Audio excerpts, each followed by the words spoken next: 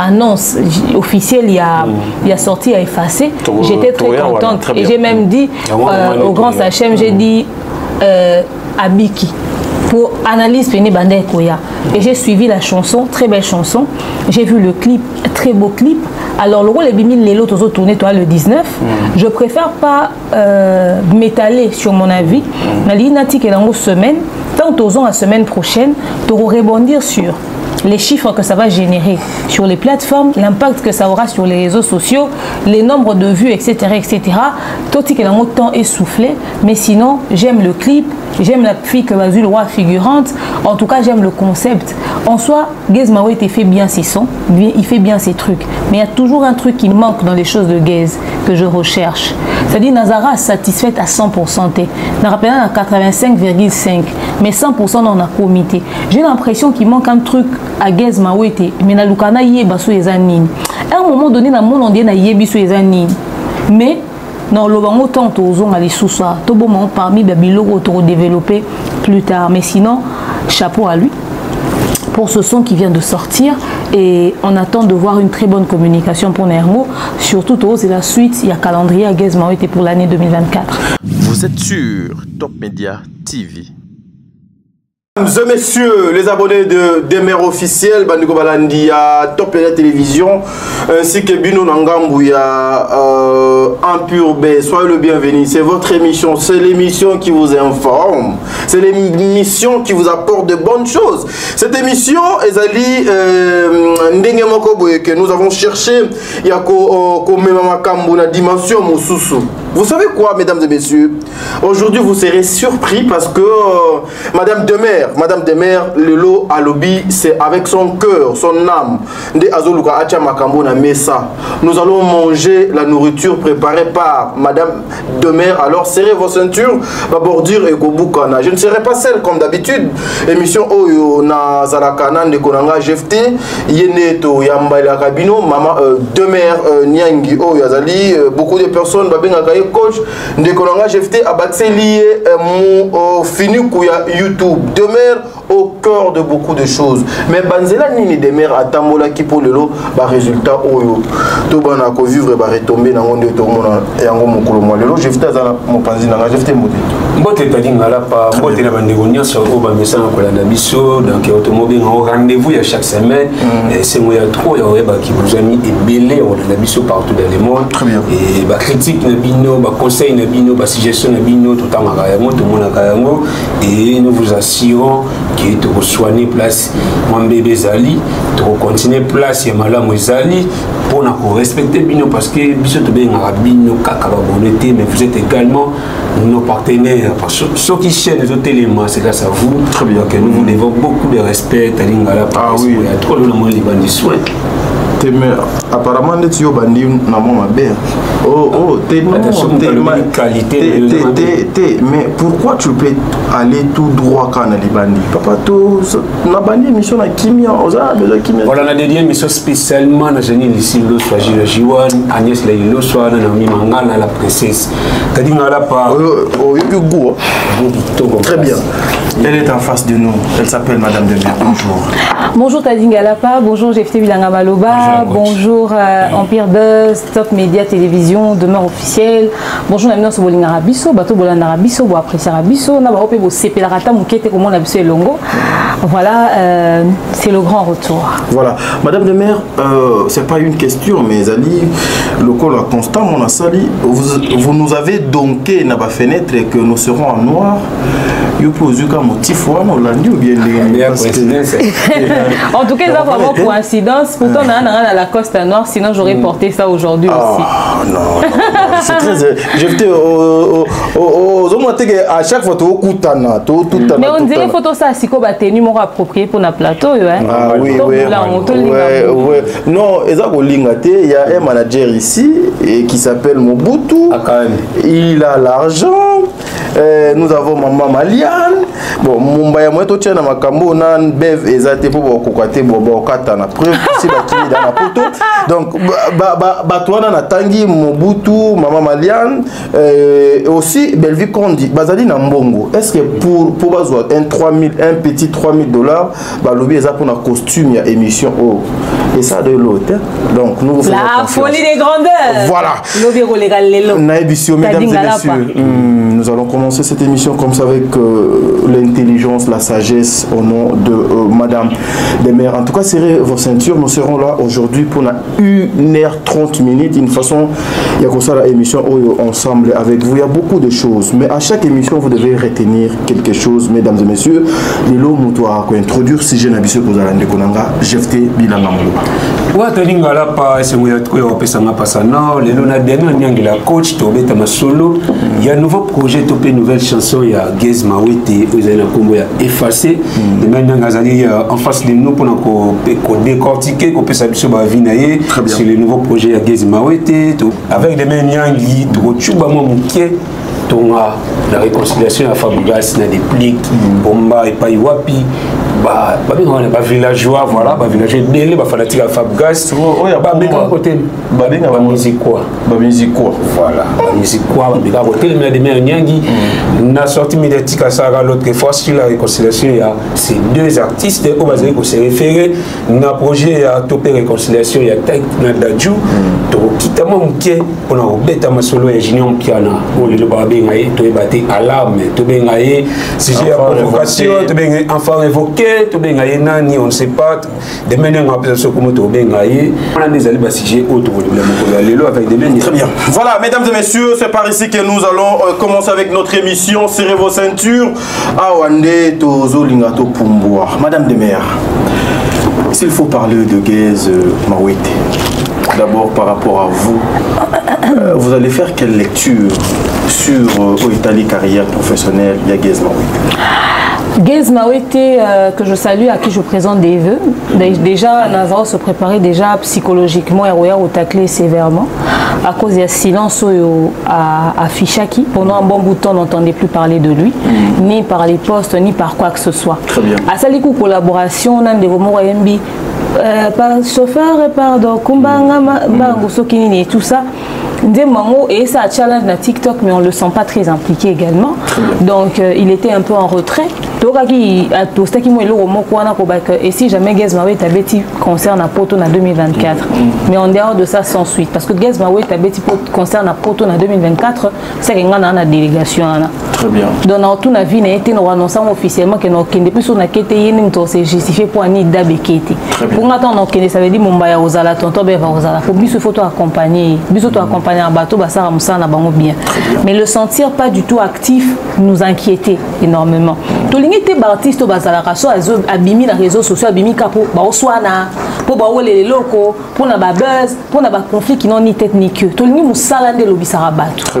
Tolingi influence na onde lobisara bato moni fallait roso ma montre na supermarché où ba gangue et sali pe buzz na internet. Yo za banda koute ka ba montre c'est dit tolingi ba artiste bazo réussir à se maintenir actif pas à travers ba buzz na ba polémique mais à travers makambo ba osala. Très bien. À travers Makambo Baosala. Alors, le fait qu'il était très silencieux et Zaki Penza, moi, un problème, moko, et bandé ko déranger biso. Tozo on a likambuya Céléo, Nenge Bakanga qui et tout ça, Maramon Pesa qui buzz pour noter en peut-être. Oui, parce que Tozo il est un aussi. Donc, on a que il y a beaucoup d'artistes au bazo qui existent car à travers bas scandale. On veut pas ça des gens comme les Gez, on veut pas ça des gens na bateau le roi Barrebo Chulu. Tolingi comme on a artiste au bazar déterminé. Actif au Borsa Moussala et à mon plus grand étonnement, son manager, le grand Sachem, que je salue en passant, a routine annonce officielle, il a sorti, a effacé. J'étais très contente et j'ai même dit au grand Sachem, j'ai dit à Biki pour analyse Péné Bandé Koya. Et j'ai suivi la chanson, très belle chanson. J'ai vu le clip, très beau clip. Alors le rôle est bimil les lots aux tourné toi le 19. Je préfère pas m'étaler sur mon avis. Mais l'inati que dans une semaine, tant aux ans la semaine prochaine, tu rebondir sur les chiffres que ça va générer sur les plateformes, l'impact que ça aura sur les réseaux sociaux, les nombres de vues, etc. etc. Tout ce qui est dans mon temps essoufflé, mais sinon, j'aime le clip, j'aime la fille que va vu le roi figurante, en tout cas, j'aime le concept. En soi, Gaze Mawete fait bien ses sons, il fait bien ses trucs, mais il y a toujours un truc qui manque dans les choses de Gaze que je recherche. C'est-à-dire, Nazara satisfaite à 100%, n'a rappelé à 85,5%, mais 100% dans la comité. J'ai l'impression qu'il manque un truc à Gaze Mawete, mais na lukana yeba sou ezanine. À un moment donné, dans le monde, on dit na yebi sou ezanine. Mais dans le bango tant aux à les sous-soirs, tout bon parmi les bilogos pour développer plus tard. Mais sinon, chapeau à lui pour ce son qui vient de sortir et on attend de voir une très bonne communication pour Nermo. Surtout, c'est la suite, il y a calendrier à Gaze Mawete pour l'année 2024. Merci. Avant Natikela, Jefté Bilanga, Nabengaye et Kolo Yamaloba. Parole. Cette question, Nazotunango, de mer, je suis très heureux aujourd'hui, encore une fois, de me retrouver face à Nabino et je vais signaler Nabandeko. Lorsque nous venons ici dans le plateau, ce n'est pas pour venir plaire aux gens, non. Ils ont ma carrière, ma vie, Nabiso. Et les artistes, nous avons besoin d'eux. Et Tozali a besoin d'analyser sur mon sala Oyo Yabango. Parce que Bazalika Yabiso, Toza Kakana Bango. Alors, le coup, Lelo et Kweli Gaze Mawete. Vous avez dit Gaze Mawete faisait bien son travail. Aujourd'hui, s'il faut nous définir l'impact, il y a un titre, il y a Gaze Mawete, Oya Salaka. Face à la société congolaise, pensez-vous un jeune artiste comme Gaze Mawete apporter une lumière et elle contribue, quand je dis elle, la star Gaze Mawete, elle contribuait au moins à la bonne mœurs, il y a Mboka Congo. Parce que beaucoup de personnes, entre autres moi, je ne sais pas qualifier Gaze, mais les titres de Gaze, ils sont trop vulgaires, il y a trop de bêtises dedans. Mais ces titres sont vulgaires. Ils sont moins ébellés. C'est un exemple comme ça, n'a aidé la réponse. N'a aidé yo. Ils ont tel que ma fille à TikTok, tel que moi ébellé fille. Non pas le titre. Le contenu. Bon, fond il y a banzembo naïe. Après, il faudrait dire qu'on a déjà un état d'esprit perverti. C'est vrai que je ne suis pas très à l'aise sur certains textes parce que l'ambiguïté n'a peut-être cause à très prononcer. Au regard, il y a certains esprits sensibles. Mais quand même, je pense que l'artiste, oui, doit avoir le fond et la forme. Surtout, Banzemounézoro ciblé quel public et aux obétapés, wapi exactement.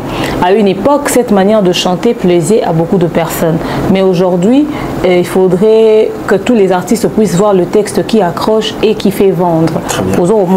Donc s'il y a un travail à faire dans ce sens-là, je pense que aussi tu na dabawa et là un texte tu te trouveras un peu très prononcé, na bas oreilles sensibles. Donc il doit faire partie de la métaphore existant dans la musique, mais il faudrait garder côté propre et saine.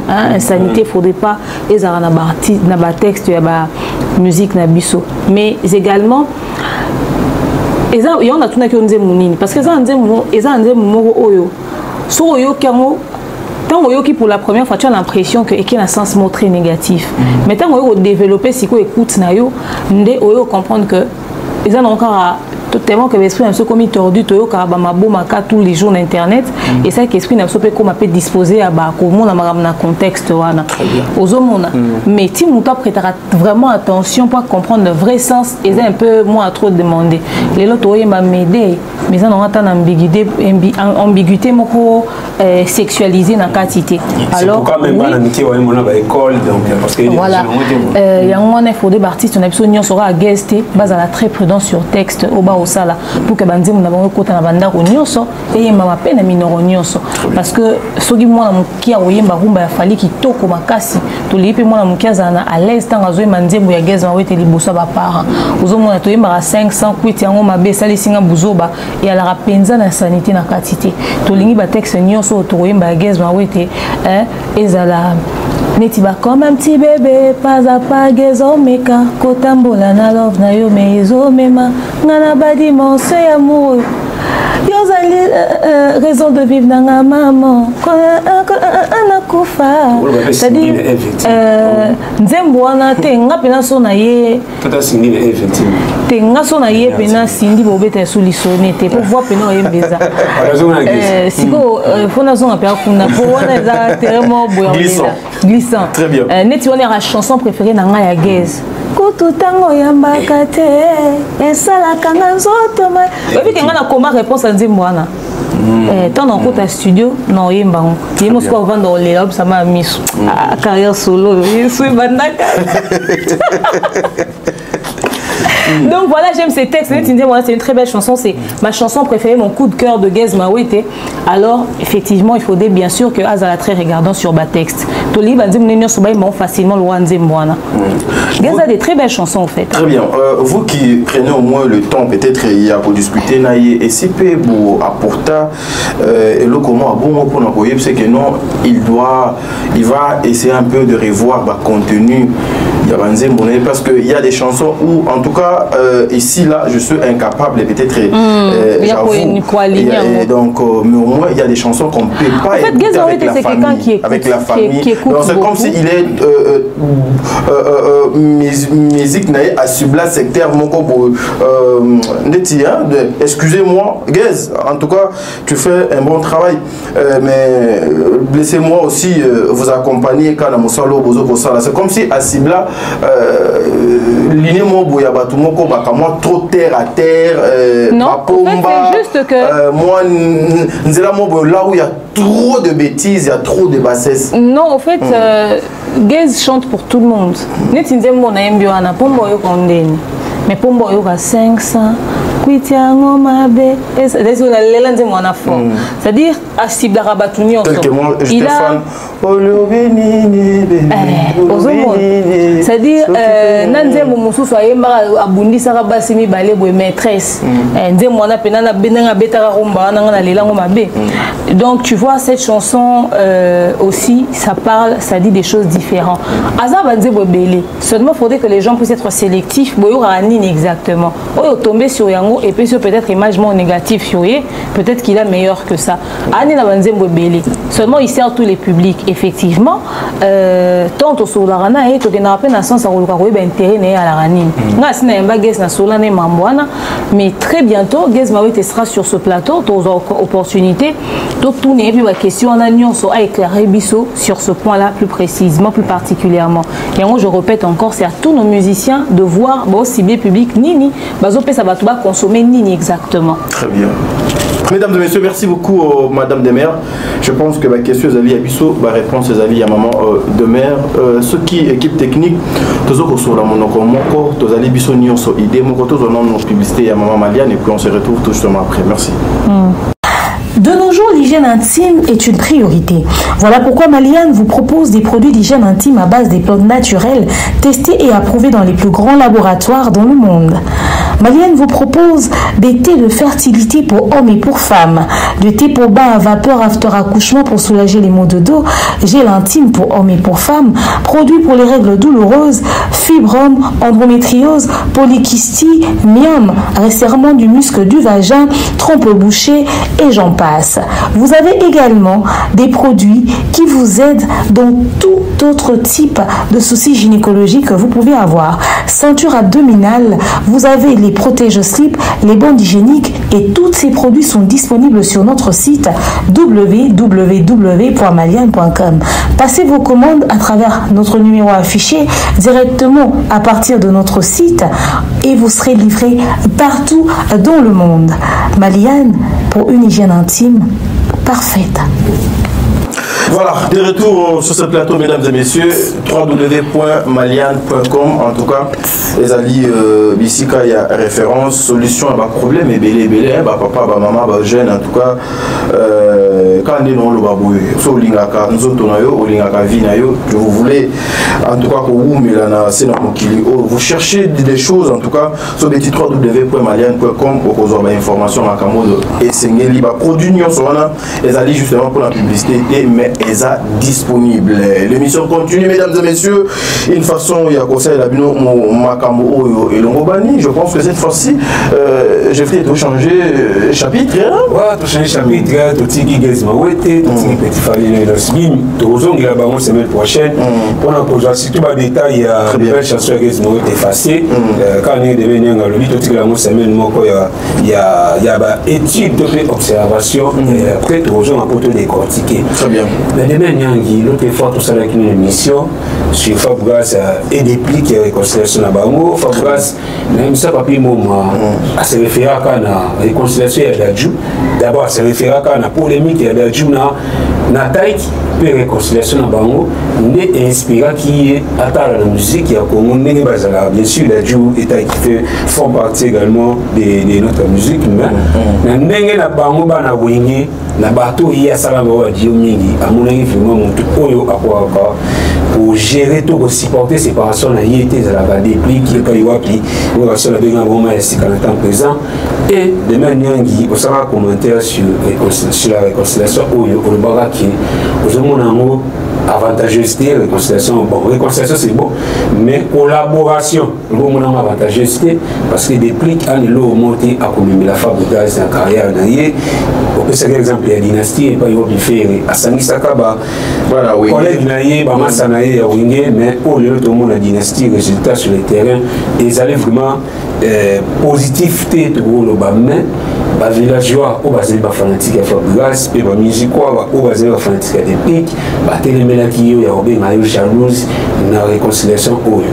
Les locaux monde a des pliques à solliciter par l'émission, mais à y être une répétition de Fabregas, ça ni moi dit, parce que si moi bilingue tout le monde dans le casino de Paris, de manière à nous bêtes. Eh, c'est une mythe, mais bêtes, nous pas mais. Pour nous, on est jaloux. Bon, ben, on va aller l'homme sur le bâti. Na adjectif topé vocabulaire mususu ba bimisate à part jalouse au fait. Au fait, les gens aiment trop jouer, tu vois, et puis au fait même ça tout ça dans la communauté que va faire plaisir à un groupe de personnes. Les mêmes fans là sont pas capables de consommer suffisamment Fabregas sur les plateformes de téléchargement. Bon, réussir à remonter pente. Il y a Fabregas T, qui depuis après Yamado. Amikom ça va soit mon sous mais après il n'a plus décollé, il a stagné. A mis album ni Kalamingi tiawa. Non après Amado quand même album il y a groupe là et Meka Ropé ça justement mais depuis après bilo non sur Fabregas ça yo ça là o et pessi makaso et bimisi Fabregas et ça est souté. Fabregas n'a plus fait des sons o et impacté. OK batbati ko c'est une attitude moupé. Bon ba ngate que ba fan na yo ba ki verrier za ki kapo bando c'est pas un conflit pour ninga manière au clasher batu. Le roi Loki Kimia Azé Sumbu Mala monté pour la musique. Ok? Bah consommer tout album au Fabregas Abimi été. Et là, ils sont très contents parce que Déplique qui a sorti un album complètement inaperçu, Koutata son ya moment ya babé au Canada. Mais musique il y a des pics et organité. Allez si vous il faut dans la jaloux pour la réconciliation moi il y a bon et ça a plaisir na quelques personnes il y a communauté. Même pas le quart. Il y a bateau bakotaki na salle, il y a Fali, il y a concert, il y a Londres. Ça dit, tu comptes même pas 5000 personnes au bazar heureux dans la réconciliation. Et bien, l'union sur l'industrie de la musique faisait un intérêt, il y a artistes. Ah oui, surtout ça. Après, dans la vie, dans la société, on n'est pas obligé d'être en guerre. Faire la paix parce qu'on est frères, c'est bien. Ok? Mais en termes de business, apport dans les années, impact dans les années, bilingue, ça, comment on appelle ça? Le casino de Paris et on met ça bas chiffre dans la plateforme de téléchargement légal et au ça la buzz ou baouye bana dans le monde et ça la qui va bisi tube à succès impact dans les aracans entre biso na communauté tu es traverser puis la frontière et même maintenant ba contrat faut après ça promettre biso qui bon ça le projet membre déjà wake up confiner papa wemba et vous bouger monde en tout cas tu osé la moi impatiemment et ça absolument plaisir sur qui n'a intérêt à culture na tu poser aux questions mon majeur na lobby réconciliation a un impact nini na kati ya carrière ceux qui ont réussi à repousser bon ba bimisa projet mon quand on wake up gloire à Dieu mais il faudrait encore que projet mon a bon bima parce qu'on a qu'à projet les anani on fout la nani nani a accompagné nani aux monde donc après comme ngam na sala ki ke ben na luka nga pas comme faible luka nga pas bander aussi la pourtant mutalo ba bon yemo kutaza ki sous ata na actualité té aux monde donc ce qui c'est OK na intérêt à les deux artistes gloire à Dieu mais ce qui est pour que ça a plaisir il y a un poussé tout le monde a fait vérité ouais sûr que réconciliation est dominée sur le scandale après sur le poto fali impacté pour nous prendre le sous bisoté c'est balongo linga na miniature à bateau mikolo ngande na internet mam na bango longo linga na miniature il y a fait comme un modèle wana c'est-à-dire dans l'équipe campagne électorale la chef de l'état na visibilité na minito est-ce que nga penande na zabo na longo na miniature à bateau est-ce que va préférer ko lobela bango kenga na minute dans dana nyangi et heureuse ya omona lelo mafinga et dominer musique mbona naza heureuse omona mafinga et dominer musique mboka na bisoté c'est justement là où je parle de l'impact de leur réconciliation et le robot salé ozoye banara il fait ambassade on est dominer ko leka mambo ezoleka na réseaux sociaux lokola ka ke réussir ko longola ta biso to banani na comité à part koza ba panzi sango ba msuba ba fingi. Est-ce que biso photo les kaba star na visibilité? Comment est-ce que votre bon préféré va lobela ba ko ta émission bo finga des mères que batala Fabregas na déplique au bayokani. Au moins te que mamna bon ça n'a pas impact pété. Comment est-ce que to beti li solo ya inos biso qui pena petit fali? Et yango y a un impact ko le ka Fabregas na déplique au bayokani. Au moins te que tu vois, voilà pourquoi je parle de la place de cette chose-là, ok? Et quoi apporter nini? Apport dans moi nini, avantage dans moi nini. Ce qui va bim sa projet, gloire à Dieu. Et ça a été le roi Batumsu va benga bon la dynastie. Hey, toke soutenir comme il kuna bengi biso po azaye suna makamte toyo pese makambe pa bitenga ne na pesa no makam na zong sibino dynastie ngo yo lala. Congolais. Donc ça va se réconcilier finalement ba kutani gloire à Dieu. Après voyons dans le temps ce que ça va donner.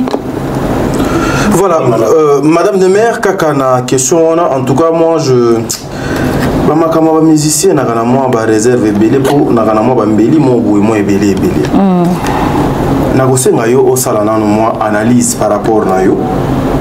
Nous apprenons tous que Fabregas Azana fit mo boy fois ça là, il a un projet fois ça là avec le genre de musique à Congo Koffi Olomide. Et depuis qu'aussi, avant qu'il aille en Europe, lors il y a un voyage, la personne qui avait supporté une partie, il y a billet et Zalaki Koffi Olomide. Azana mon osso ami sommet billet bien on zaka ba $400 bien on mati tes billets alors que Paul non billet déjà monsieur Alba qui c'était le producteur monsieur Alba Kadipli s'il vous plaît non te ngana bi ke bon bazala na ko bazanga na comprendre na occasion ni ba sombele billet non na lobi une partie et Outa et pas ya Koffi donc c'est-à-dire vieux Olinga ba petit naïe aujourd'hui petit azanga mo habillé. Bon, je sais pas trop en tout cas là je sais pas trop aujourd'hui Fabregas a se réconcilié na ne connaît des plis analyse nini yo koki ko sala est-ce que le vieux a koki ko sala soso azana se po bana ba vimba likolo. Bon, obi vieux bololo pe mamni ko kamusanga pete a cause la ne pe na sima pe amambo pe nyonso mais pour l'intérêt ni a cause la ne pe na sima na on ko inciter ba jeune ba se réconcilier ça bien mais pour l'intérêt ni pour la gloire ya nani on comprendre pour la base ba non pe ba ya il y a musique à Congo yemo ko réconcilier bana ne mo ya quartier latin te ka bana ba voisin. Non mais bisoka toyoka ka bana ka ya dibanda ka nde basungaka même pe à quartier latin non na yoka te moko aleke bité ve à contribuer na voyage na. Ya on a globit. Ya on na. Les appels ndenge mo pe na wenge. Ya on na tunité. Ya zo buna na réconcilier bana ya ba voisin pendant que yemo ba unité. Ka moi na monde bima za succès. Bana ba ninge belé ba osa ba buzz na réseaux sociaux. Ata ku to été qui ça ba na plateforme de téléchargement té. intérêt n'a pas de réconciliation en tout cas j'espère pour lui qu'il n'est pas derrière ça. S'il n'est pas derrière ça, je serais vraiment très satisfaite parce que être derrière une telle réconciliation, ça sous-entend des choses. Et ça pour l'intérêt nini, et ça pour la motivation nini, objectif et réconciliation des années. Bon après en tant que mon colo peut-être au l'ingaka ba jeune bas en bon terme, mais yo on peut servir peu d'exemples. Yo moza combien de conflits à part oisé quoi. A bon ici nanane. C'est-à-dire surtout ba mambo yo. J'espère qu'Azan Simanango T. Mais soit Azan Simanango ils ont un notement positif que négatif. Espérons que makambo nyonso tozo koloba awa bandeko bakozwa ngo en compte et puis bakoluka kosala les choses autrement. Soki lelo de mère baye balobi était l'imposition imposition na moto a joué médiation en ezali Kofi Olomide pour que déplique na Fabregas bayokana pour azana besoin ayembisa bango place moko. Pour réagir boni. Non, on a la même réponse on a lobby tout à l'heure. OK. Intérêt les années. Pour que 500 bani mo bayemba place monte yemo ko to ko yema na mo na un succès falité. Ka bana baninga ne bayemba ensemble.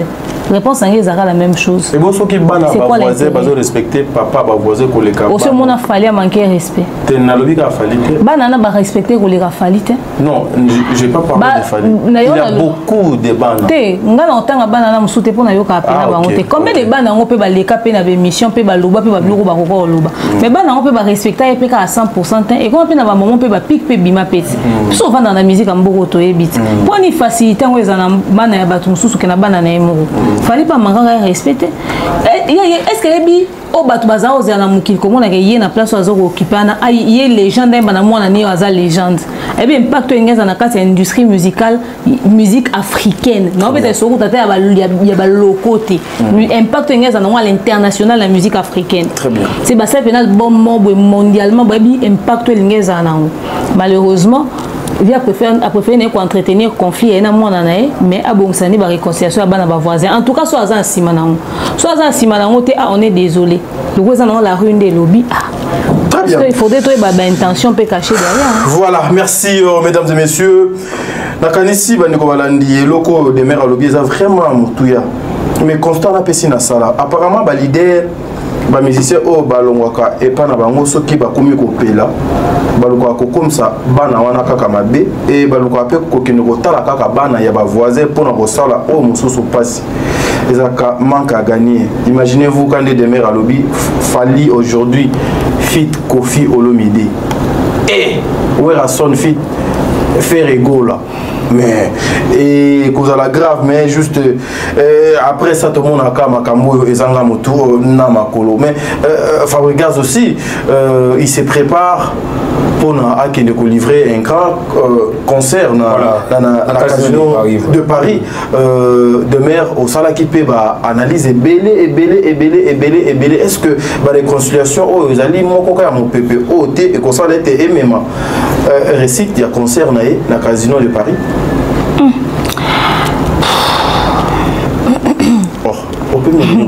On peut pas c'est-à-dire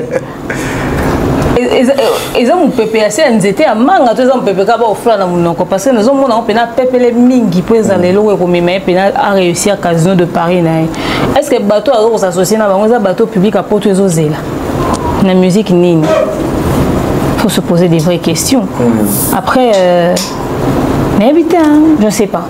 Mais s'il veut réussir son casino de Paris, il doit s'associer avec les bonnes personnes. Oui, musique et business. Il faut savoir avec qui est-ce que tu traînes, avec qui est-ce que tu fais tes collaborations et impact aux amis. Très bien. C'est ça. Je vous dis. Voilà, demain, Nyangi, tout ce qui est dans le casino de Paris à Fabregas, si vous allez poser les 31 août 2024. Oui, ça a été que la délégation. Des Tozoyoka, Namasolo. Qui est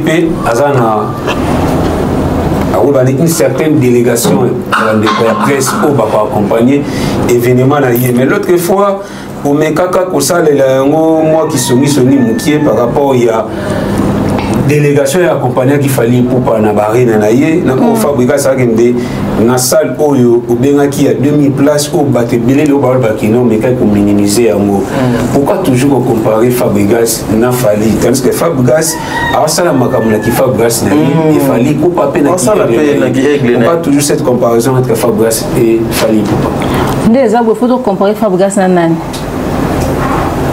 Et puis, on a une comparaison. On appelle ça exemple de réussite. Il y a Moutou à Salé à mon aîné. C'est-à-dire des aboués. Il faut qu'on ait la nous avons dit que nous avons une carrière. Il faut qu'on ait Touré. Oprah. C'est-à-dire qu'il faut qu'on ait la bonne. Parce que ce qui fait que ça Salé on a poto. On a mis un modèle de réussite et excellence. On a poto à Fally. Il faut un peu exemple. qui non social que le mais qu'est-ce que j'ai dit exactement dans cette émission là? Je disais que Fally va générer beaucoup plus de chiffres, ok? Voilà pourquoi il peut se permettre de ma délégation. Fabregas a régénéré combien ou ça va dépenser soit bon, donc de manière chiffrée, qu'on soit un peu plus pragmatique. On a tonton BFT. Très bien. Et les camarades tout na moment à mingi. Donc de manière chiffrée, na banza to ça rappelle de manière chiffrée na tonton bef na plateau Franck Stemay na o etali concert na biso ya faire rigola ya stade des martyrs. To ba ki combien faire rigola devait exactement na bandeko na biso ya est enfin na ba FARDC. OK les lopé to me gano ko chiffrer pourquoi Demer dit que Fabregas a remis ma batouté. OK? Fabregas son concert est de 2000 places. 2000 places. Ok. Alors, vous avez un maximum 3 minutes pour tangi la bino. Très bien. Fabregas a 5 catégories.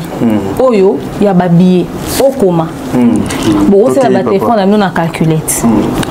Catégorie, elle est bosso, tous chiffré recettes au Fabregas a généré dans la dépense pour enregistrer.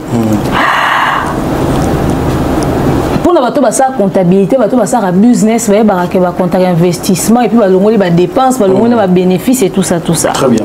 Fabregas a prévu un budget de combien? Est-ce que bateau va faire partie de la délégation qui producteur? Très bien. Producteur a autorisé délégation à combien de personnes?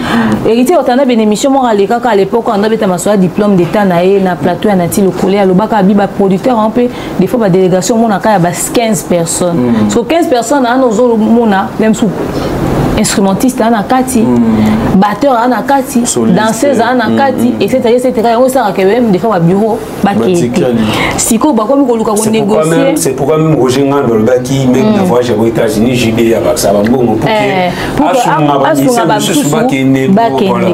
voilà yo penza au communiste kango parce que c'est pas toujours facile au fait y en ramener ba te ba musicien ba bakisaka no mona ezaka ba mbongo ya bango mo ba musicien le coup na elo ko ba osala moi viens moi bakse bon moi mbongo moi mécène moi bakisi bango moi mbongo pour que permettre que ba kende sinon c'est toujours très difficile. Alors tant aussi ko zo mema batu bino pe bozo ba papier na ba bic so tant ozo mema batu bongo il faudrait pour réfléchir na intérêt ozo gagner derrière. So on a ndenge ka industrie musique pour que le coup moi kende gloire à Dieu. Moi je parlais de manière pragmatique et chiffrée. Catégorie or, il y a Fabregas, ils ont coûté 89 €. VIP. Catégorie or. Il y a Fabregas, ils ont coûté 89 €. Supposons que dans ça, la 2000 places, catégorie or, il y a 200 places. Ok? Ce qui fait que 89 € égale à 17 900 €. Ok? Il y a généré pour 200 places. So, dans la catégorie 1, on est ultra VIP. Catégorie 1, ils ont coûté 62 €. Ok? Supposons qu'on a 250 places. Donc, il y a 15 500 € de recettes. Aujourd'hui, catégorie 2, 51 €. Soki, ils en ont 300 places par exemple, et ont coûté 15 300 € également. Si quand on bateau on a au téléma, on te bien à force, hein, bateau espace on a vidéo on a téléma, on va faire ça salle les. Voilà. Bah on connaît tout on est pour prix na 39 €, 39,99 €. Ok, donc multiplié par 1000, tu supposé que place en les arapéas généralement mon aîné, tu supposé que bon, on a 1000 au téléma et ça libiso 39 990 €. Visibilité réduite, ok? Et si vous avez madame musique, bon Luka, bon on a tout ya Fabregas, bon on a té, bon Luka, bon on a déplique, ko déplique moi à Tchoko, on a moi mingi que Fabregas pour ya moi bois noir et tout ça. Ozomona bon on se peut bokende na délégation n'inviter OK d'accord. Sikoyo, la visibilité réduite, on est à 29 €. Supposons que 250 personnes à visibilité réduite, ça nous fait 7 250 €. Un total de 95 940 €. Supposons quand même 10 personnes, il y a presse. Ouais. On le dit comme ça. Tout ça calculé ça. Visa, ils en a 80 €. Multiplié par 10 personnes, ça nous fait un total de 800 €. Ok? GoPass, c'est à 55 €. Ce qui nous fait, multiplié par 10, ça nous fait 550 €. Ok? Billet aller-retour, 774 € fois 10 personnes et celle biso 8 740 €. Ok? Et le total, les qui sont déjà 10 090 €. Ok? Et donc, si on calcule 95 940 € moins 10 090 €, ça nous fait 85 800 quelques euros. Ok? Et on a des bons tout tangiawa. Si koyo, ils ont 10 personnes, il y a presse. Orchestre, il y a parce que dépenses il faut récupérer Yango, n'est-ce pas? On a trouvé il y a producteur, il faut mima. Parce que supposons que c'est un producteur qui le fait jouer et que ça ne sort pas de sa poche. C'est-à-dire délégation et faire partie d'un budget à producteur. Budget, voilà. Ok? Tomber ma 25 personnes, d'accord. Producteur, il faut retrouver à récupérer un investissement nakati ya babillet au Bosomba. C'est-à-dire, biso totangi ka 10 personnes. Si nous supposons que bon 25, so totangi na orchestre. Pour n'enga héritier bané koloba, ezate le roi ba Gims a ko ka ye mon instrumentiste nae, akeka ye moko peut-être, même so akeka 3 personnes, ba beti na ba playback na ba zoni. Ah si ko so peut-être bon 25 personnes. Au sali même montant wana, ou réduire les sous nombre de personnes. Donc, au compte, 60 000 € à revenu. Est-ce que vous avez le prix à investissement et à producteur? Comptez si vous salle. Écoutez combien? Oui. Ma dépense en termes de matériel, d'organisation et de tout. Il y a mon billet VIP, Fabregas, par exemple, soit Outaki Kim, en business class, oui. etc. C'est-à-dire, plus on rajoute toutes ces dépenses, plus le montant est réduit. Ok? Le producteur a investi combien pour récupérer combien pour qu'on va générer autant de dépenses. Très bien. Il y a un concerne les amoukies pour qu'on belé. Il doit penser à ça. À moins que ça un producteur, il y a Fabregas, ça génère combien annuellement? Attends, combien la plateforme de téléchargement légal? Attends, tu y éviter. Soit tu continues la plateforme totale en une année, tout le monde a généré à malongate. Ba chiffre né za ya malongate. Attends, tu na YouTube les ba chiffre né za ka ya malongate. Ça veut pas dire que Fabregas est pauvre. Seulement ba montant oya généraka. Est-ce qu'il permettrait à ça ba dépensement abusif pour l'accession quand même ba na poto? C'est ça le problème. Chaque entreprise a un expert comptable. Sauf Fabregas a un expert comptable à sérieux, tout le monde en conseiller à ça la tapage joana. D'où le pourquoi je disais, na place à Bongo, pourquoi ne pas prendre un journaliste et à poto, investir sur Bango, à foutre la chambre d'hôtel, à loger Bango, basaler les coulisses, beaucoup n'a pas de la marbazat. Basaler les coulisses, basaler les communications, basaler l'union soyez à l'ongole les canards musiciens, un point entrée. Parce que bateau barouta Kinshasa va rapporter les Fabregas nini exactement ou la cause on a bateau pototé. Bon le mais fallait mais bino ou apporter les nini exactement. Mon il peut se permettre des folies à Simba mbongo belé. Calculer quand même budget aux 40 000 personnes. Après baxi 12 500, après baxi 15 000. À Simba combien? À tomber tel soit 2000 personnes. Vous comprenez? C'est-à-dire le producteur pouvait accepter qu'il fallait même une délégation de 100 personnes. Parce qu'il y a 3 concerts à un espace de temps, dans un espace de temps très réduit. Bamsou ba musicien, Bamsou ba bourré. Il fallait justifier présence à 100 personnes dans la délégation. Mais Fabregas se justifie sur base de quoi, au fait? Ce besoin-là, c'est pourquoi? Parce que depuis que tu as en ligne, on n'a pas même 3 personnes à la délégation. Très bien. C'est-à-dire, comment je parle de manière pragmatique, je ne suis pas dans les sentiments. Si les gens penseront que je suis jalouse, eh ben, ouais, en fait, la jalousie perd tout son sens.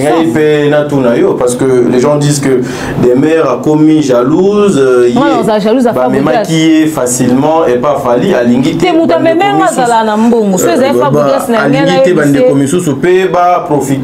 En tout cas, Fabrice. Ok, fallait un millionnaire. Fallait, il a beaucoup d'argent. C'est parce qu'il n'aime pas qu'on puisse chiffrer ses revenus. Fallait, il a beaucoup d'argent et il peut se le permettre. Si vous avez fait un contact, vous avez des mains dans Memo, si vous avez resté tout, vous avez mon frère, non, qui était. Voilà, on va comprendre. Papa m'a papa m'a un mbongo. Donc il a passé un mec n'a un visa. Le 26 mai, tous en a passé un mec à l'amba et qu'on a la billetterie c'est pour moi. Donc il a passé un mec à la mbongo pour la manger pour gospel. Vous comprenez? Donc il y a des sommes billets de manger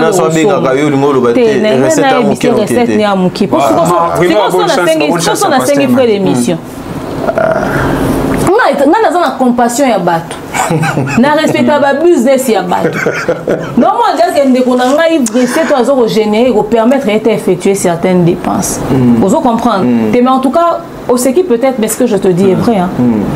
Il faut tout songer na bon to linga mata na te ba do ra sango na kenda ki na kenda non mais le Congo c'est ça et surtout avec le jeune mais au moins ni mutumo na mais moi na lobby boy mutumo kansonné na lobby on a ninga orgueil pour na diminuer fabrication il a ses revenus à vivre bien à mendianté à senga raté tout ça non à vivre bien ana Hollywood City na makambu na ye azara nango mais ana richesse ko permettre d'état effectuer ba dépenses on sonné yango mama ya likambo et là on va ba linga to lo batende yango wana ngana on va qui désormais to anoké de manière chiffrée merci et to comme on a niveau on a merci les maniangi les avaka une manière pour recevoir artiste na o de manianga lobby na liste de lobby te qu'il faut que ça minima délégation la 10 personnes après to estimer supposons parce que n'engelo bamara va cesser mais restons dans la musique déjà merci pour les détails on peut si peut-être faut voir ça pour une émission on a aider peut-être le secrétaire n'a vu que le secrétaire pas dans on a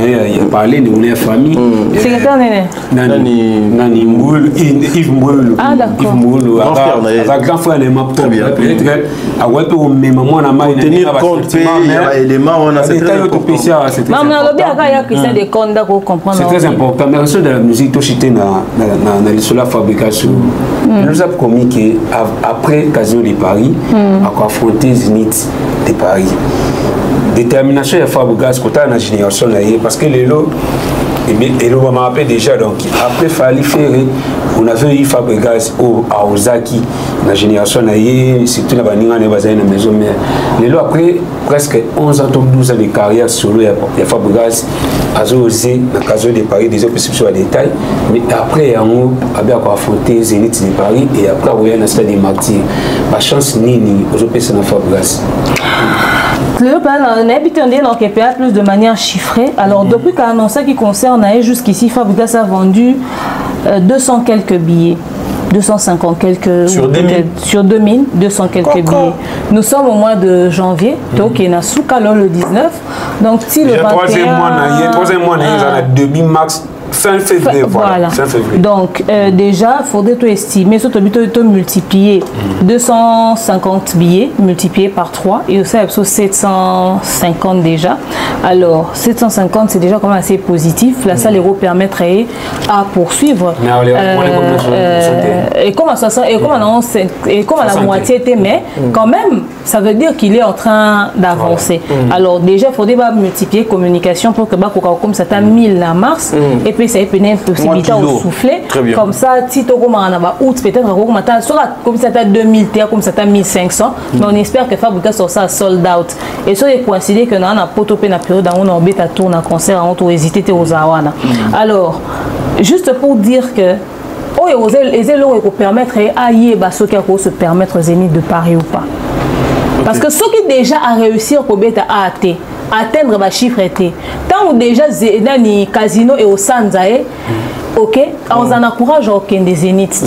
Parce que si on réussit au tour de 2000, est-ce qu'on peut être à Zénith? C'est pourquoi on a eu la chance ni donc, justement, on a une chance ni on peut ça. Et ça, au lieu de la réconciliation, on peut peut-être aider. À l'ouka bimisabilo au moins kanga et puis ça va tout poser au concert. À ça, babilo au moins peut moi dans ce moment ba obina soki robonzel. Voilà par exemple, moi ba challenge on a TikTok, c'est déjà bon. Ba multiplier stratégie à communication, à préparer les biso moi ba rumba, moi générique pour pas arriver ma casse côté on a accroché. Déjà l'émission papi moi pour mettre avec avant casino voilà déjà Arogi peut Fali peut se permettre de ne pas afficher ses invités mais Fabregas il doit afficher ses invités pour attirer les gens. Afficher peut pas n'importe quel invité. J'ai invité spécial c'est les pliques. Pardon, s'il vous plaît, quand on a sérieux. Les pliques n'anga mounaye pas des pliques à côté qui c'est nini. Tozo luka bato sérieux au bon fait un coup de pouce à solo. Bon on a des pliques ko. Mutozo mi kokaye mo roté au kokela Fabregas. Et ça, on y a lobby, on topé ces concerts, nous capable malam. On y a zo lobane au sale été. On y a zo stratégie. On y a zo stratégie malonga. Ne a zo buna na my brain na yaka lo bela, oh bela, lukata Gims. My brain s'inspire pe kana bela ngo. Lukata Gims. C'est-à-dire aluka bananyo ya malonga ya poa ko inviter bazala wana, inviter vieux bololo, inviter papa na ewera, inviter frère na faire so ba yo kanaka inviter peut-être c'est-à-dire déjà ils avaient invité le martyr. Voilà, c'est-à-dire inviter bangoko, inviter bateau ba ochakwa à côté qui s'appelle Inosbi etc. Bon fallait en attente calendrier ni ça surchargé. Ah des mères. On a vu calendrier ya fallait. Il y a le 21 août na casino de Paris pendant qu'on préparait le stade des martyrs. Fallait le stade des martyrs après pasteur Mike Kalambaït. Avant ou après, je pense que c'est juste après. Tu vois. Donc ce qui fait que calendrier il a fallu aux un peu mouvementé. Mais quand même à part fallait battre bazapé na ba succès bapé na makambo ba roya pe popé c'est peu coup de pouce bazali.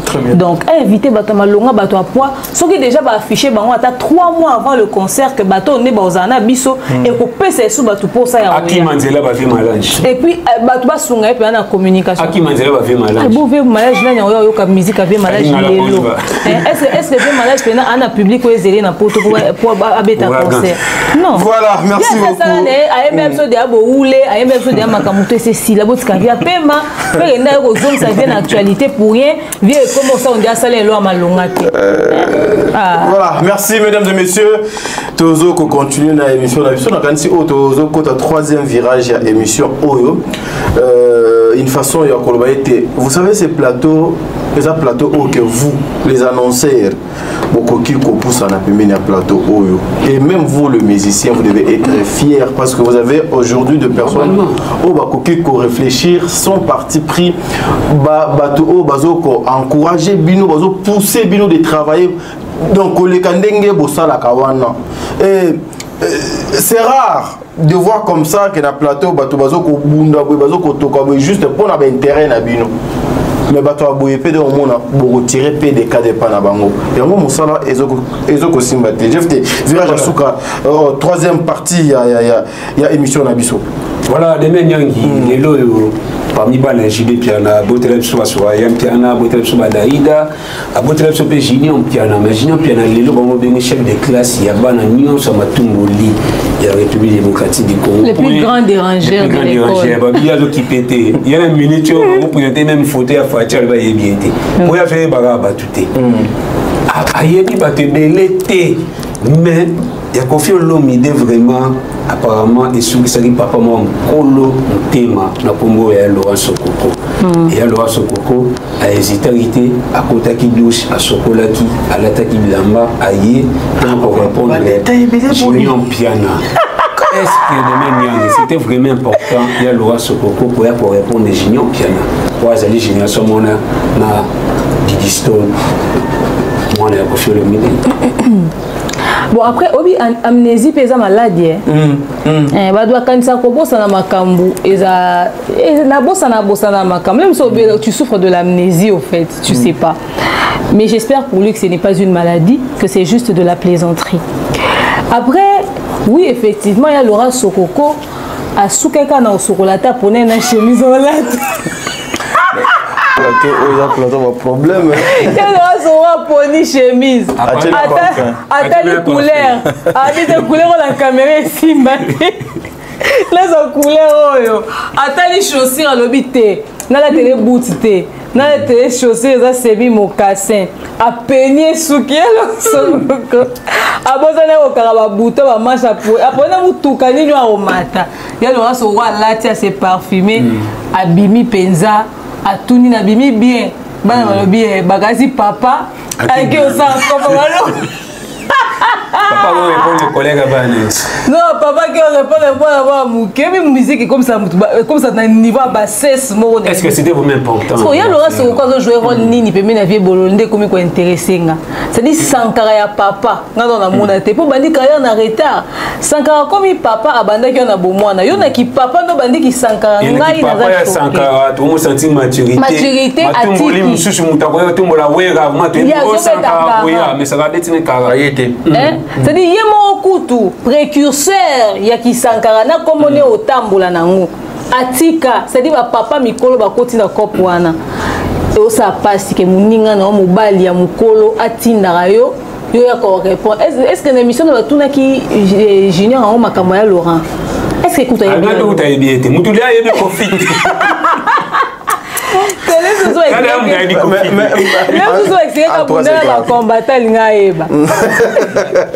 non mais au fait c'est à la fois drôle et triste parce que vous savez c'est drôle parce que au moins mikolo nyoso balati mwana on va comprendre que ça mwana o musu baza en puberté bani na retard adolescence c'est bani na retard et puis même sous ça qui n'est qu'à attirer n'est qu'à visibilité variée tout ce que j'aime dans cette histoire affinité ma beka soit finga qui ko baka na yebité ils ont choqué batumaka c'est parce que soka finga ko bana ba musicien musu ba ku ben poli misuku baza ba finga ba papa na ba pe na monde ka ya musique pe ka na internet ozomona alors il y a Laurent Sokoko sa sortie médiatique mais d'une nullité c'est vrai il vient recadrer l'enfant il vient rappeler l'enfant à l'ordre etc mais bilo au moins na osala ça ba bilo ka e pas monite yo mo ya Laurent Sokoko yo lobela comme des faux boy batu na réseaux sociaux sali ba vidéo lobby à l'état où bino ba parents pour servir d'exemple besoin qu'on s'attendre à un résultat nini na moi et ça bana bino non parce que moi musicien moi ça moi na musicien nyonso bota la biloko bino bo inculka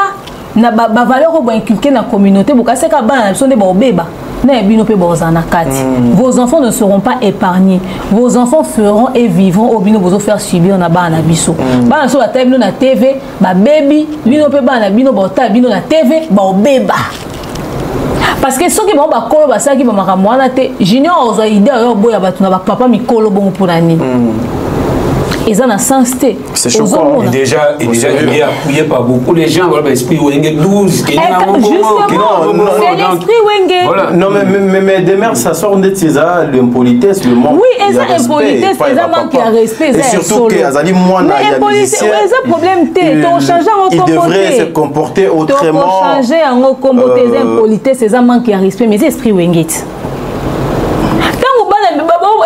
bazaki kwa ko manquer ba mikolo respect ba benga ngo esprit Wenge bazaki mikolo ya bato bazo manquer respect te on bazo ko loba ba papa bato ba loba ba n'importe quoi bazo benga ngo esprit Wenge so moi na ba mo ka salinde ba bimisi comme non ya solo et ko ezongi manque à respect et longo esprit Wenge ezak impolitesse esprit Wenge ezak arrogance mensonge aussi 12 nyonso wana ya mabe wana nde esprit Wenge c'est-à-dire moi na bango moko azo servir bango d'exemple na plateau ce que biso ce photo manda opesa moi na conseil c'est très compliqué tant bango bazaka ko valider appellation wana bazo valider système wana ba quitter que ça na ba conséquences na ba répercussions ba kanisa ka bana biso ne batala bango bana bango batala bango internet c'est l'esprit Wenge ils doivent vivre avec cette réalité là ozomona ya Laurent Sokoko za muntu akobima na internet ya osala mona reproche tout simplement parce que azape modèle te ya moralité il ba sortie médiatique na et créer ba dérapage ninité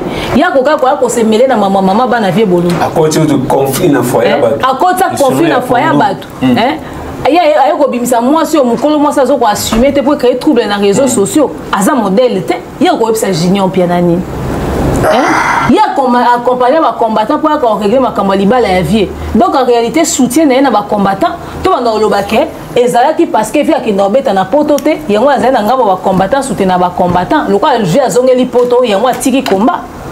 Azara n'a déjà mon calavier bandakala. Tout le monde organise bongo. Non, atika mon avanda. Le quoi on va faire un modèle de moralité, ça l'est tellement bien. C'est que batika mon avanda.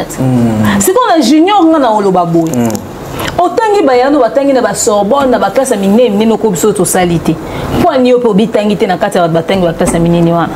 Donc bayaba otanga classe yo banda osani. Et puis il porte l'identité correcte. On l'appelle Junior Mpiana. Donc c'est-à-dire JB Mpiana en miniature. Jean Bedel Mobimba. Oh là. Comme on est plein Jean Bedel Mpiana ndenga zana ye junior. Papa na ye Mobimba. Si vous avez des musique, vous avez des analyses sur les gens, vous avez des analyses. Parce que tout ça, c'est un homme sans histoire. Il n'est pas problématique aussi. On dirait que la musique, la musique est bêta. Sinon, à la base, c'est qu'il n'est pas conflictuel. Parce que, à part Moussako, JB, il n'est pas dans ça, oui. JB, tu as une histoire. Très bien. Maman va junior. Toyoki na likamuni toyoki na makamuni tokotanga bana ya batoire tozotanga bana misapi vie bololo to silisi kotanga bana to lembi sans complexe nikaza kuma oboité vie ça maman na coup tozotanga bana ya vie bololo to tika lotanga bana ya JBT. Très bien. Tout le monde a ka jibaza ka bien toujours souriant sans histoire réservé. Album na sali 50 ans et bimarate jour pe bimi biso pe toyeka to lobby. En tout cas yo no e baba ni sali pona zela ki on a lembi na bossa na même. Siko to zela album e bimi to critiquer en via lobani kati. Via vandani na kwena ye akipa mambute. Omoni bana nde balobisa ba parents. Biso pe to zala ka boy mo ka maman na lobate. Mais maman na ke swana na lupango ngambu. Pour yoka ko vendre ici comme on toque le problème de la junior. Est-ce que la sortie médiatique ça va pas toucher et que vous avez un impact sur si on est battu dans opportunité on fin à JB. Si on est battu bon fin à Mida. Amida le on a libala ya JB qui a tambo tia comme na papa Veka. Muta fin à Mida là. Donc qui parvient était parce que c'est une femme sans histoire. Moi si on a tamboli dans les calmes et ça peut-être qu'il qui m'a quand qui na libala. Ai simbité accueil. Muto son libala so que simbité au long. Et puis Nebisio. Une femme qui se respecte aussi. Une femme qui se respecte sur petit solo Amido Baka Zaki moi c'est JB et puis aussi sur bien moi c'est Veka et aussi sur le bien femme d'affaires. Aussi sur le bi maman ya ba Soraya ya ba Junior Piana. Apa wana obeta lisolo musu ya mida te. Ozana moté. Très bien. Mais Junior, asali ke batu na ba commenter bando finga maman na ye. Maman na yo kutu. Tala tambola boy. Papa na yo kutu. Et c'est ba comme ko dénigrer même na oyo jiba sala na carrière musicale na ye. Junior intérêt na yo sortie médiatique na yo zalaki l'objectif nini parce que ton met l'histoire junior monté à bébé ton met l'histoire junior au papa na bango à musicien junior à bota mavanda nanda junior aza mona ami dana mobali musutete aza junior na JB na mwasi musute a mona ami dana JB c'est-à-dire papa na zala na succès avant nanda wa JB a bota mi wana kuti yango. Ok? Et puis ça nous tata l'internet. Ce qui peut se couper par parole la mission va fingama. Et bon JB na maman na pour finga meloni ça. C'est trop ridicule en tout cas. Dans la salle de Marty à Wingé, il y a le 30 juin 2022, à salle enlever les rideaux. Le concert à Wingé. Mais l'autre demain nous cité JB Piana on dit Junior Piana. Bah bien sûr ni au faut JB Piana joie état de papa pour protéger moi pardon. Parce que l'autre au monde ba image ya mwana ya Zakari ko ba bolwa akabeli $5 à filmer akabeli $10 à filmer et l'autre moni Zakari ne masuki motema ko saka na mwana ne le mwana ya JB et bandi le bien sûr ba bazolo bakino azo ignorer bato balaka benemi ya papa na ye et banaka male meboy si bo mukolo mususu akoya pe ko wanga na we raso ko azali meilleur ami ya papa na ye akowanga na ba papi moi c'est ko ma grave est-ce que na minute on est mort tozana moi mukie boy ba monsieur ni il faut JB azwa pour que image na ye et la salité à la longue tout le monde a déjà touché pasteur pétage tu déjà pasteur pétage pasteur pétage na ye bazana na carrière musicale mon cousin collègue na 7e génération on a on s'est clashé en tant qu'artiste et musicien 7e génération on a bazar ba collègue au fait Jiba zala na ba rankina wa ya makamune ya ba rankine maté quitter Sili ba finga JBT banda ba benga ka libumundunda mela ligorodo ba finga lisusu JBT mais moi nanda ko sala que papa fingama il faut attendre la conséquence ya ba sortie médiatique ya mwana abende matoi kosenga mwana peut-être a ko s'excuser ko za peut faire ma politesse mais je pense que musique est kidnappé na moi dérapage moi muke au plus exemple moi à Kitoko mwana ya Vezacle ozomona a éviter que le dehors est très mauvais et très dangereux il est sûr que tant que papa na bona wera bazao swana ya ko bima libanda jamais pour bango kutana ba fana wera ba gogolo bana pe awera ba bango kutana ba fana jibe ba gogola bango lelo oza l'opportunité bima passer guerre ke na nenga ba fali oko ignorer peut-être vieux bololo mais on dimi Didiston au sein que l'autre yo tant papa no na mama no ba kaboni mutakote ete Didiston na kabwana tata bon yo ni na kati même Batouan Boké, c'est-à-dire à ça il tourne avec mission pour qu'on lui pose les mêmes questions. Au boy Moutoua, au boy Moutoukuna. Ce n'est pas Miguel, mais elle est plus grave. Miguel, il aime ça, il prend plaisir dans ça. Non, mais, il ne va même pas poser des questions soutenues sur la carrière d'un musicien. Tout ce qu'il sait faire, c'est ça.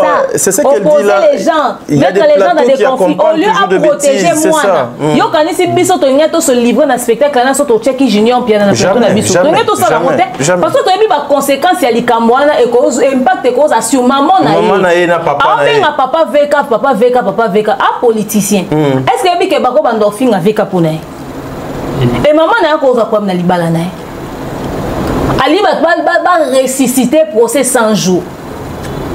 Dès que vous dans la communauté, moi, vous avez n'importe quelle petite chose pour que vous s'accrocher sur yango, vous allez asphyxier bateau. Maman c'est une femme sans histoire. L'homme maman n'a pas de alors, question posée à très majeure. Décision ni JB Foisois. JB a bien impact à la sortie médiatique. JB a bien conséquences nango. JB a bien communication. Oh, il y a ce la maîtrise dans votre bakolo bakayene mutatindi moi na manqué bateau respect pas en actualité. Ah oui. Pensez à zone miniature. Alors, c'est à JB de taper le poing sur la table. Ma soeur n'a pas benga, maman n'a pas benga, papa n'a pas VK Pekisaï.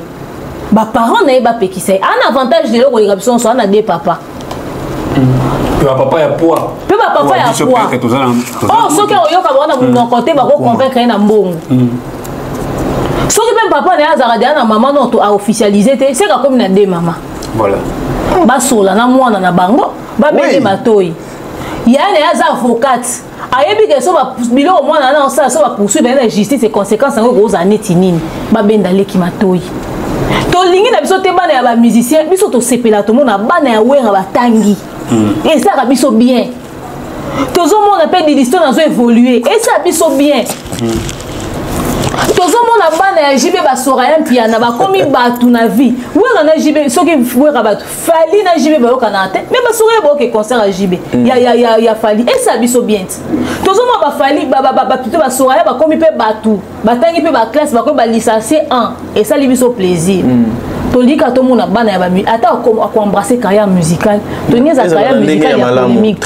JB le quoi bimisi na moi na succès te na musique. A propulser moi na le quoi a besoin de succès. Ayokana, ayemba koleka, bazoemba est-ce que l'amour n'achète pas l'amour avec l'argent ou sauf les habits avec l'amour ce qui nini.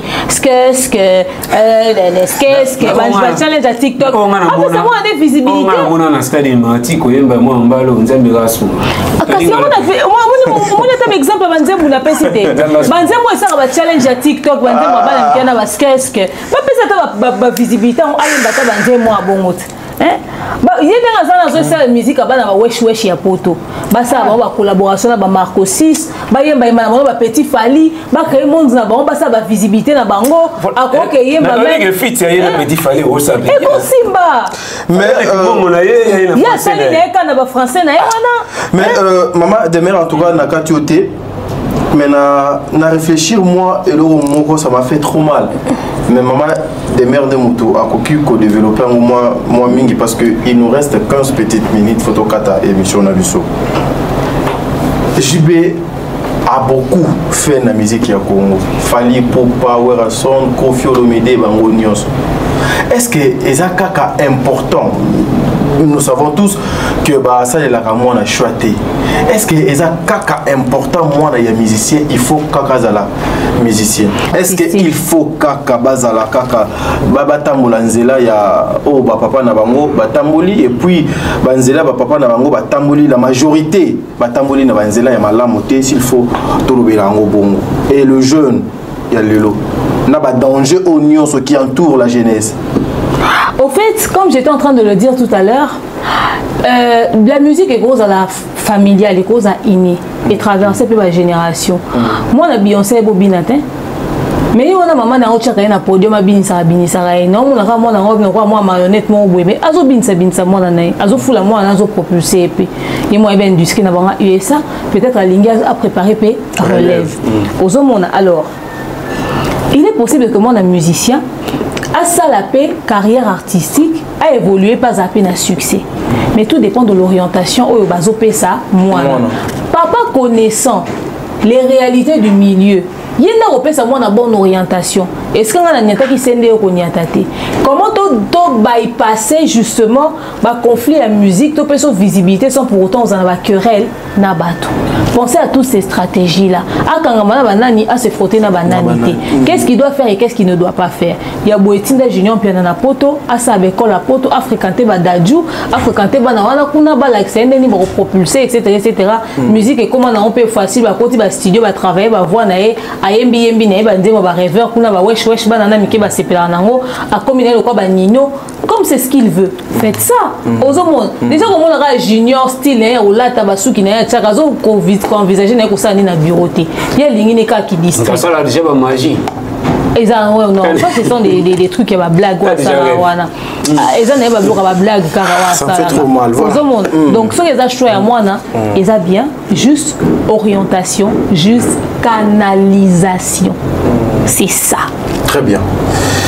Mesdames et messieurs, en tout cas, le parent, vous devez veiller sur l'éducation des enfants. C'est très important. Vous allez balakisi, autant qu'il s'habille belé à travers vos chansons, à travers Bakola, Tanabino, à travers Apparition Nabino, à travers Mamboué belé. Mais ça doit commencer d'abord aussi et pas Nabino. Et vous allez quelque chose de bien. J'ai fait ok, mais là, m'aller vers la fin de l'émission. Et on a une beauté, je reste tant tout, donc reste tant tout. C'est le coup, j'ai fait tant tout. Aux amants familles. Non, allons-y, aux allons qui bien, aux allons libres vraiment, aux allons libres. Moi, je suis venu à Stantou, Jonas Stantou, j'ai fait Stantou, Banama Chantal, pour la famille famille Nangaï, Mylène Banda, depuis Longue, Claudia Kizeka, depuis Paris, donc j'étais dans l'idée Clarisse, pas les bons abonnés fidèles, il y a des mères officielles, la grande équipe, il y a Georges Moukala, Christian Lomia, le montage, la prise de vie, Kedokeya. Et la Miss Do, la maquilleuse, la plus importante. Mais si tu as dit là, pas, le sentiment de l'eau, les bonnes soins. Osons continuer, Kaka. Mais pour finir avec cette émission, je dirais juste Tozoa, ma responsabilité, la mission dans ma bouche, pour nous devons être conséquents. La vie est au singulier. Mes frères et sœurs, les erreurs que nous commettons aujourd'hui, peut-être les Toza fiers dans l'eau, l'eau que l'on somme. Regarde tout autour de toi et là on est retenir yo au continuer kozala au démérer kaka dans ce que tu es en train de faire yamabe et zo nuire na baninga. Le musicien, soyez conséquent, le koleka lelo oyo ka